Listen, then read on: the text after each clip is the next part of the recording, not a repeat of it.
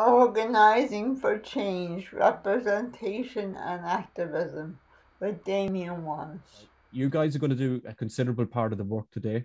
I'm going to get you to put some of the theory of strategies for change into practice. I'm going to ask you to do some thinking around activism based on the previous 20 sessions that you've done.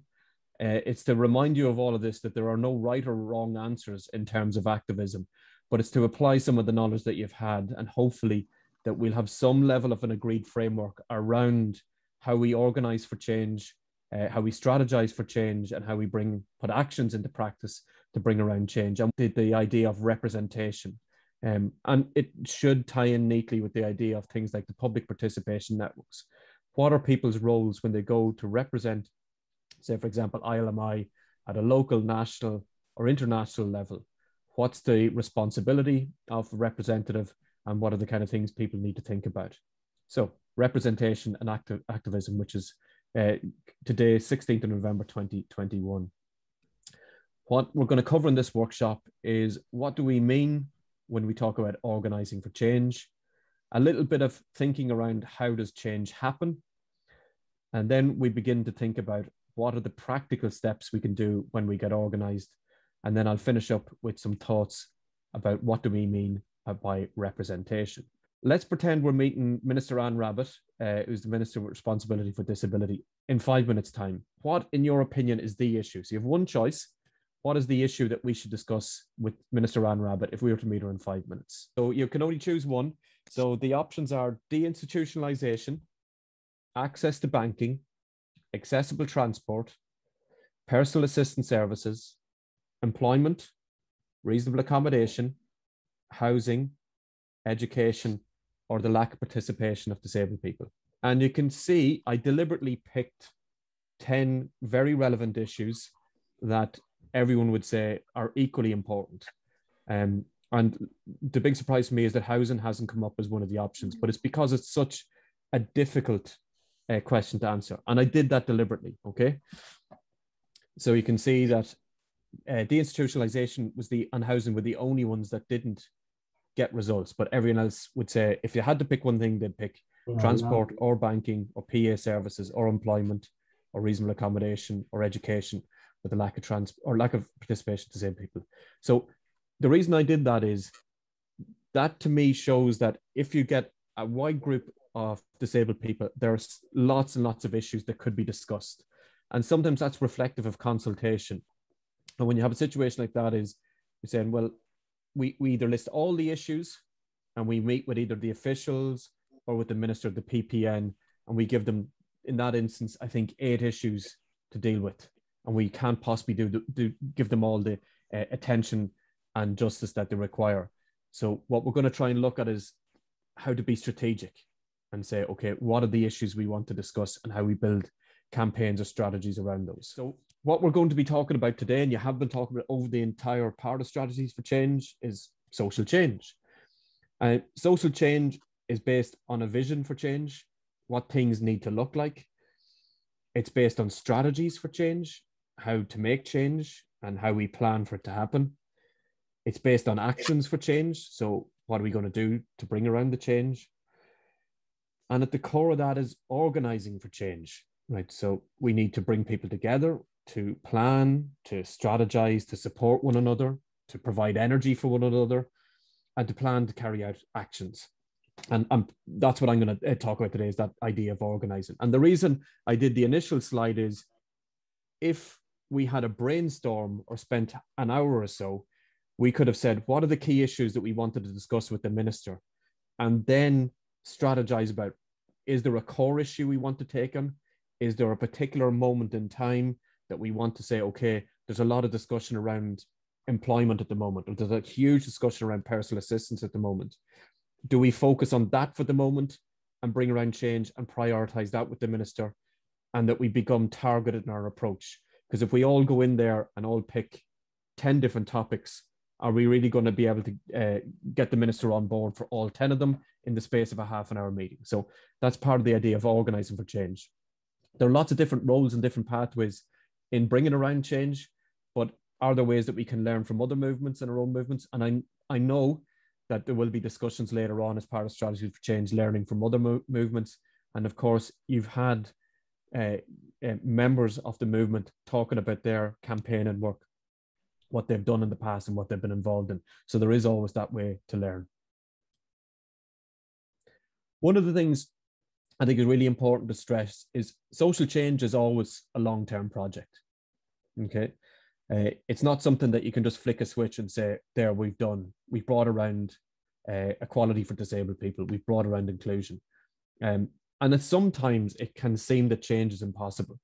And if we get caught in that kind of thing going, nothing's ever going to change, then we get very demotivated. We assume there's nothing can be done, and therefore we give up hope. But we need to learn from other movements that change does happen. So we can and do win it. But sometimes we think that all the change has to be big. So for one of the ways to organize for change is to identify and to recognize and celebrate all types of wins, not just the big ones. If you see a small win, you celebrate that, going, we did that. And that success does keep people motivated because it reminds you and shows and demonstrates that change is possible. And one of the things that's worth notifying is the initial change is always with ourselves.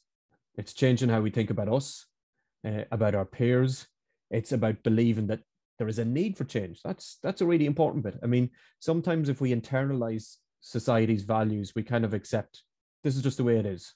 There's nothing we can do about it. Whereas through processes like strategies for change, and we talk to each other and we talk to each other about the issues that we're facing, we begin to see that that actually isn't okay. So we recognize there is a need for change. And then the next part of our internal change, the initial part of it is kind of going, okay, I want to be part of that. For me, certainly change is not an end point in a journey. It's not like going, okay, when we get there, we're done. It's a journey itself. So we're being transformed and changed as we go along. We're changing others. We're changing organizations. And then we change systems. And if we get one win, it's not that we go, okay, we're finished here. You know, we move on to the next level. And you can see that for, like, if you take the disability rights movement in Ireland, you can see there has been changes. Of course, there have been setbacks, but there have been changes. But at no point did anyone say, okay, I think we're done. You know, we've got some accessible transport. That's great. It's people going, okay, we've achieved that. Right. The next aim is this. You know, when the first personal assistance service came in, it wasn't as people like, okay, we're now sorted. Like, how do we expand that service? How do we make sure that more disabled people have choice and control in their lives? And change comes at different levels. I mentioned the personal piece, obviously with each one of us individually. It can change within organizations. We change in social elements, as in what people can or can't do. And then there's the cultural, political, and economics. There's lots of different levels of change. And what we have to recognize, there is always resistance to change. There is always, you know, by and large, systems that are designed and set up, they work for some people. You know, if you take around gender inequality, a lot of men are resistant to any change because they realize that the system is meeting their needs more or less. So they'll be challenged by the fact that change is necessary. So non-disabled people will be challenged by disabled people saying that they want to be there, speaking on and bringing their own issues through their own organizations. There will be challenges and resistance to that. But there are also resistance internally. You know, when we start thinking about what's my role in this, how do I feel in that, people can have internalized values of society and find deep resistance to, I don't see myself part of this. I'm okay on my own. That can be a challenge. So it can be internally. There can be individuals who are resistant to it. There'll be organizations who will be resistant to any change around disabled people being more included in society as equals. And there'll be societal bits. You have been talking at length about the medical charity model of disability. So challenging people to view disability through a social model lens is going to be something that you'll get resistance from, but you can overcome those working collectively. Sometimes when you see how much change needs to happen, you can go, oh God, we're never going to get there. So I wanted to show that social change does happen. And if we just take an example of LGBT rights in Ireland as one. So the image on screen is showing the courtyard of Dublin Castle in May 2015. There's a huge celebration, a massive crowd with rainbow flags, and they are all celebrating the fact that Ireland has just historically passed legislation for marriage equality. Okay, that was in 2015. It seems like a lifetime ago, And 6 years on, we kind of, I think in some ways that change has become so embedded. You go, oh God, yeah, that's just the norm. Now, this is not to suggest that there aren't still challenges faced by LGBT people in Ireland, that there aren't inequalities there, that there is still discrimination and bullying and violence. But what I wanted to do is for a reflective piece. And I'm particularly conscious that I certainly can remember large stages of this journey, and some of the younger people might not. But to kind of remind you of the history of exclusion, marginalization, and violence perpetuated in LGBT people in Ireland. I know there's still aspects of that, but there was legislation from the mid 19th century that criminalized homosexuality in Ireland. It was illegal to be gay, lesbian, bisexual, never mind about transgender rights. So that was the law. The church and state defined those public attitudes. So in Ireland, there was no visibility of LGBT people. So either identities were hidden, or people emigrated from rural areas to try and get some level of anonymity in large towns or cities, or emigrated abroad where there were somewhat more liberal attitudes and more inclusive societies for LGBT people. Or the reality of it is, a sad story of people who suppressed their identities and resulted in people with severe emotional distress or even taking their own lives. So that level of oppression was a very real facet in the lives of LGBT people in Ireland.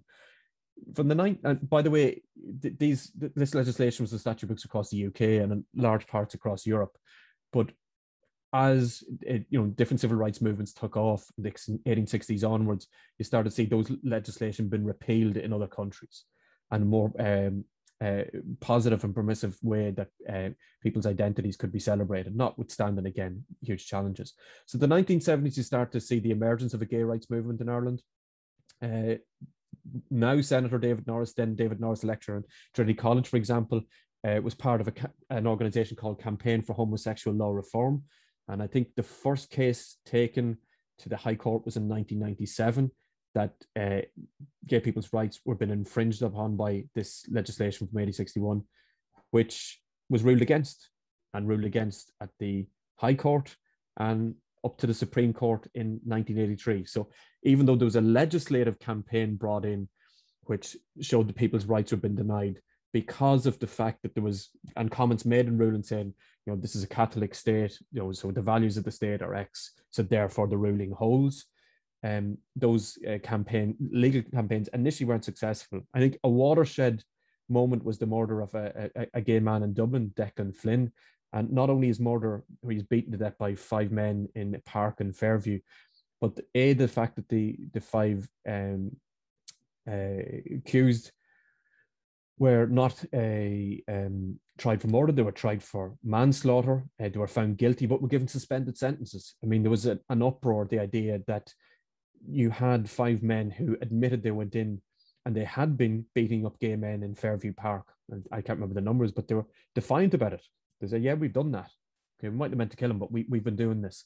And the judge suspended their sentence, caused an uproar. And it was a real watershed moment, which led to the first Pride March in Dublin, in Ireland in 1983. And from then on, people beginning to get organised around protecting themselves and creating greater visibility and trying to build up allies.